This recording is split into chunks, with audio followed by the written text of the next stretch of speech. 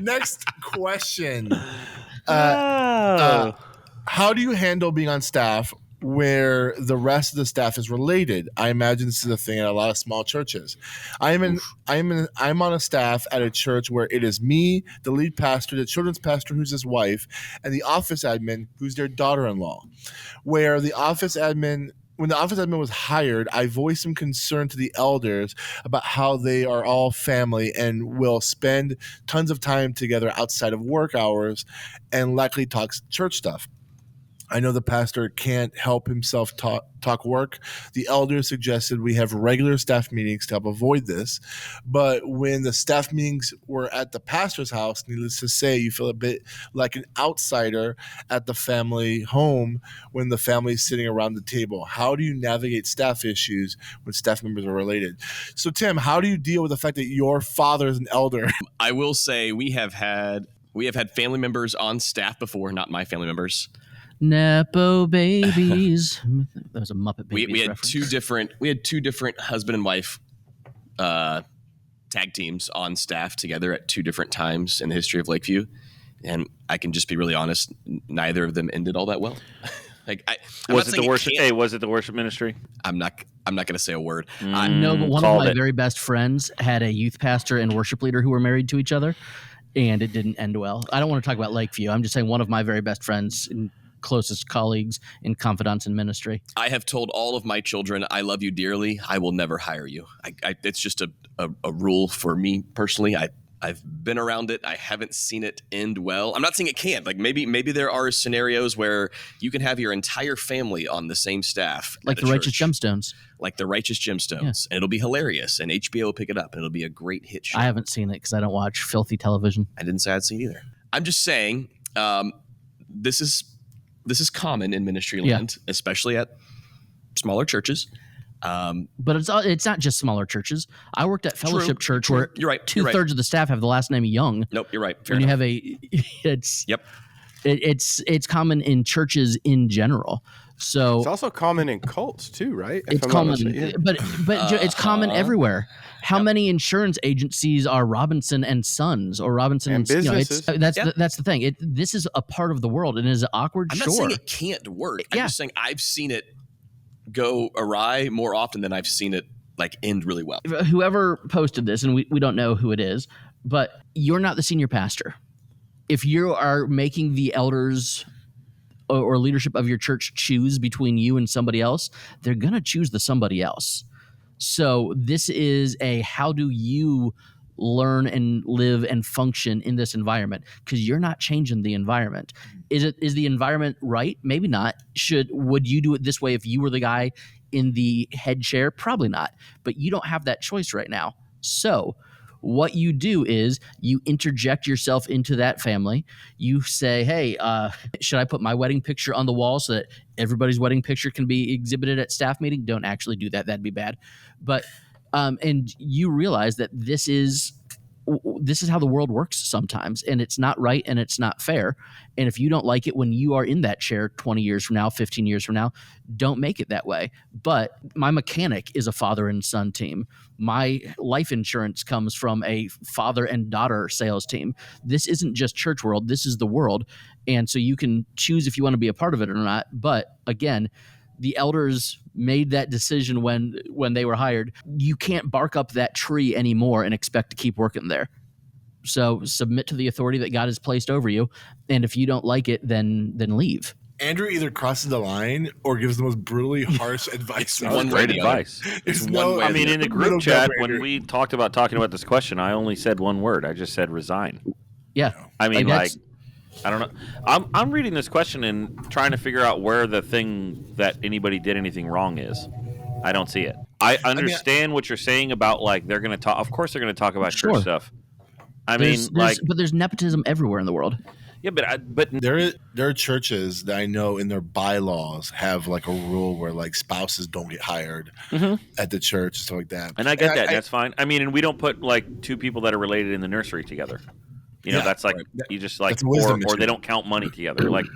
Sure, but that's not what this guy is saying. And to Andrew's point, unless I'm not understanding the full situation, it sounds like when you came onto staff, this was already the case, which means it seems like husband and wife were there, and then their daughter-in-law. and got the hired. daughter-in-law got So hired. I mean, But if you're at a small church, the employee pool isn't very big. It's not like big. Yeah.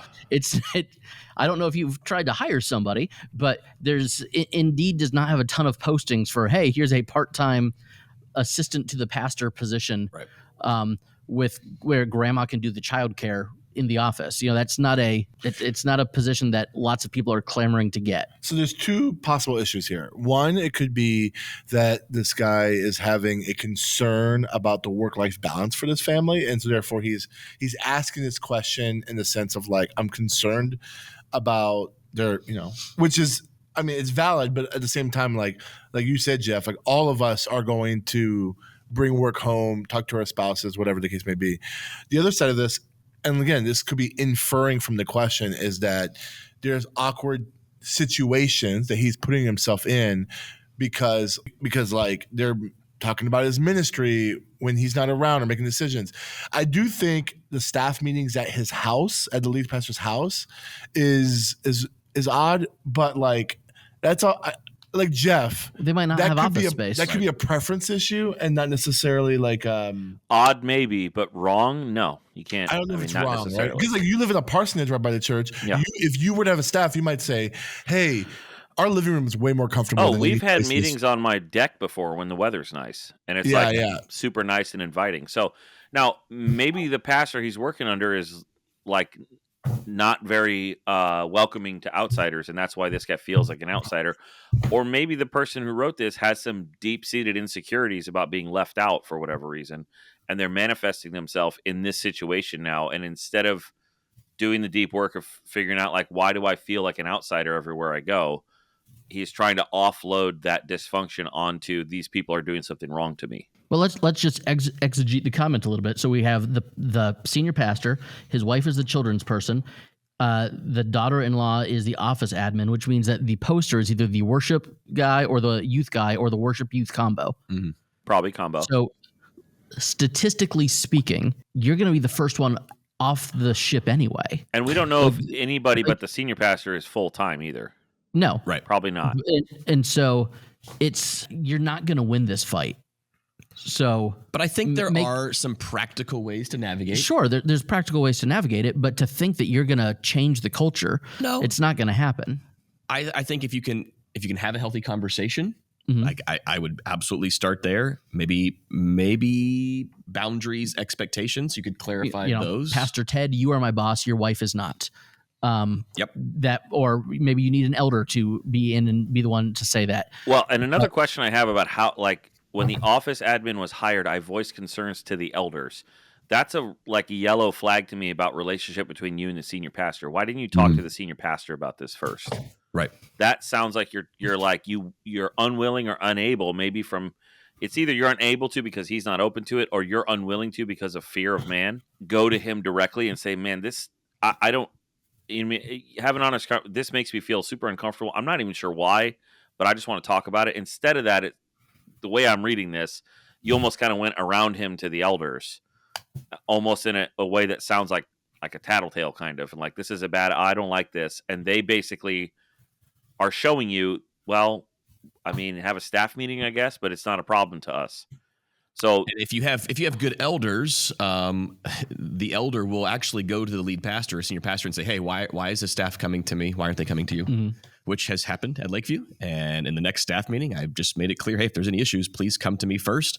And if we can't work through it, then we'll bring in an elder. But I'm with you on this, Jeff.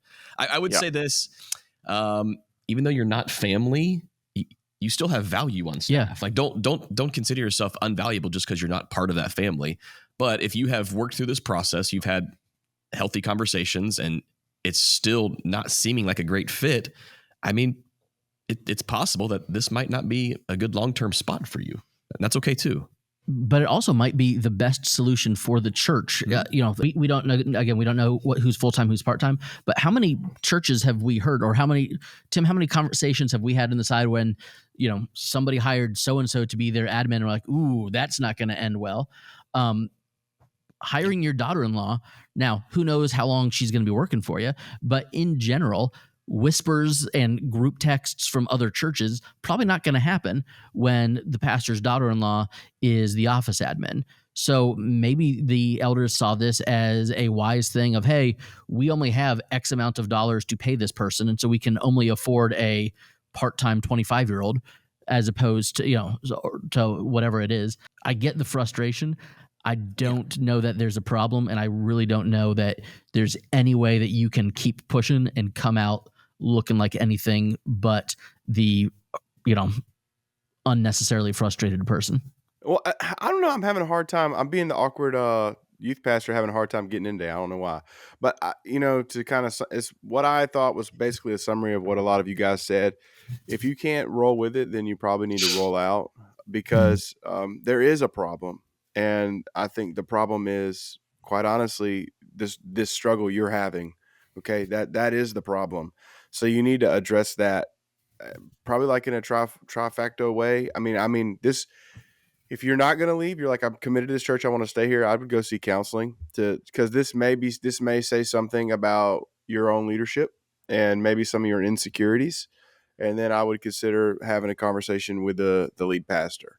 But I would work on myself first in this situation, because I think Jeff even said it. He didn't see anything wrong here. Like, this is, especially in smaller churches, this is not abnormal. First church I was ever at, the pastor was the pastor and his wife was 15 other things in the staff, and if you're not cool with that, and when I had staff meeting, I had it at his house. So that doesn't necessarily mean it's a bad thing. Can that be used for abuse? Yes. And I think that's probably where some of this guy's concerns coming through. But if you see no evidence of abuse, then maybe this is just a godly family that a lot of them have been called. We know there are a lot of people who are uniquely called, and their children are called, and their children's children are called. The church I'm in right now, Dan, his dad he's not on staff, but he's a pastor and he does teach at our church.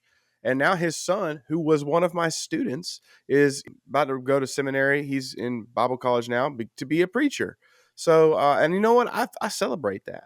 So if you can't find a way to celebrate it, if you can't find a way to enjoy it, I would look at my own self and work on it. And at the end of the day, if you can't get around that, then just go to a different place, because at the end of the day, you'll just be a hindrance in that church, especially if God's working in big ways. Yeah. We'll check the comments of this post to see if there's any more context of like the concerns and stuff like that. But if this is a thing that's uncomfortable, like everyone said, maybe this is an opportunity to learn and grow, and then step into another role, learning from this. Like, hey, I'm not going to apply it to a church that has families like this, but if you jump around to other small churches, it might be difficult to find that. So, because even if the wife isn't on staff, or if the daughter-in-law isn't the admin, families still run churches, right? Like, there's still like small churches like that. There's a family, like the wife is the unofficial women's director, and she might have more sway than even the lead pastor in some churches. So like those issues that you need to navigate even function even if they're not paid by the church. So this kind of thing can happen even in a church where it's not that they're related, but they've been on staff together for like 20 years. That's a good one. And you're the new youth pastor, and you're the only one, and they go to coffee together, and they go to, and I've been on. They go on vacation together. Their families go on vacation together, and they might as well, for all functional reasons, in this case, be family, because they just have deep long-term relationships that is going to lead to them having conversations without you, and you just kind of have to get over it. Yeah. That's good. Agreed. Trust in your own competency. Like, if you're called and capable to do the job that you're hired to do, it shouldn't be an issue. Yeah.